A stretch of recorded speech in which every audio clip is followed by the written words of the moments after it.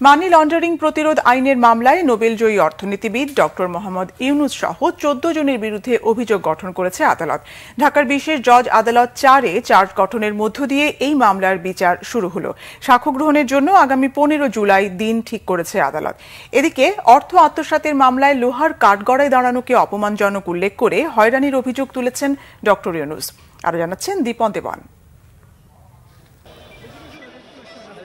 গ্রামীণ টেলিকমের কর্মীদের লভ্যাংশের 25 কোটি 22 লাখ টাকা আত্মসাতের অভিযোগে দায়ের করা এই মামলায় গত 1 ফেব্রুয়ারি ডক্টর ইউনুস সহ 14 জনের বিরুদ্ধে আদালতে অভিযোগপত্র দেয় দুর্নীতি দমন কমিশন দুদক। মানি লন্ডারিং প্রতিরোধ আইনের মামলায় অভিযোগ গঠনকে কেন্দ্র করে নোবেলজয়ী অর্থনীতিবিদ ডক্টর মোহাম্মদ ইউনুস সহ 14 জন বুধবার সকালে আদালতে হাজির হন। অভিযোগ গঠনের সময় ডক্টর ইউনুস সহ অন্যরা নিজেদের নিরপরাধ দাবি করেন। আদালতের কাছে ন্যায় বিচার চান তারা। মানি লন্ডারিং, তারপরে আত্মসাৎ, প্রতারণা, এই শব্দগুলোর সঙ্গে আমার কি যুক্তি আছে আমি তো জানি না। এটা আমি শিখি নাই, কোনোদিন করি নাই কোনোদিন। কাজে হঠাৎ করে এই প্রকাণ্ড রকমের শব্দগুলো আমার উপর আরোপ করা হচ্ছে, সেটার বিচার হবে সেটা বুঝতে পারছি না আর কি। সেটা কেন হয়, যে এটাই হলো হয়রানি, যে আমার কাছে বোধগম্য, আমার সহকর্মীদের কাছে বোধগম্য হচ্ছে না, কারো কাছে বোধগম্য হচ্ছে না। আমরা সারা জীবন তো মানুষের সেবাতেই কাটিয়েছি। এই অর্থ আত্মসাৎ করার জন্য তো আমরা আসি, নিজেদের অর্থ ব্যয় করে আমরা এসেছি। এটাই আমাদের ইতিহাস। কাজে এইখানে কেন হচ্ছে, এটাই হলো হয়রানি, যে আমাদের বোধের মধ্যে আসছে না।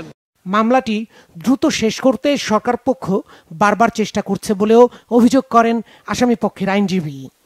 এই মামলা তো দ্রুত বিচার আইনের মামলা না, এটা স্বাভাবিক নিয়মে চলবে। সুতরাং কোর্টকে অনুরোধ করেছি ন্যায় বিচারের জন্য স্বাভাবিক নিয়মের মাধ্যমে মামলার ডেট দেওয়ার জন্য, দ্রুত গতিতে না দেওয়ার জন্য। তারপরে সরকার পক্ষ বারে বারে চেষ্টা করছে মামলাটাকে অতি দ্রুত সমাপ্তি করার জন্য। এদিকে দুদকের আইনজীবী জানান, সরকার কাউকে হয়রানি করছে না, নিয়ম মেনেই বিচার শুরু হয়েছে। তার বিরুদ্ধে চার্জ আজকে গঠিত হয়েছে। প্রথমে 11/7 ডেট দেওয়া হয়েছিল, পরবর্তীতে তারা আবেদন করেছেন। সেই আবেদনের পরিপ্রেক্ষিতে আবার 4 দিন বাড়িয়ে 15/7 পরবর্তী তারিখ ধার্য করা আছে।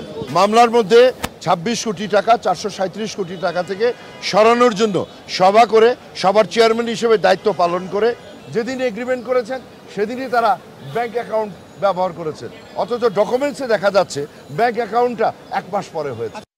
দীপন দেওয়ান, বাংলা ভিশন, ঢাকা।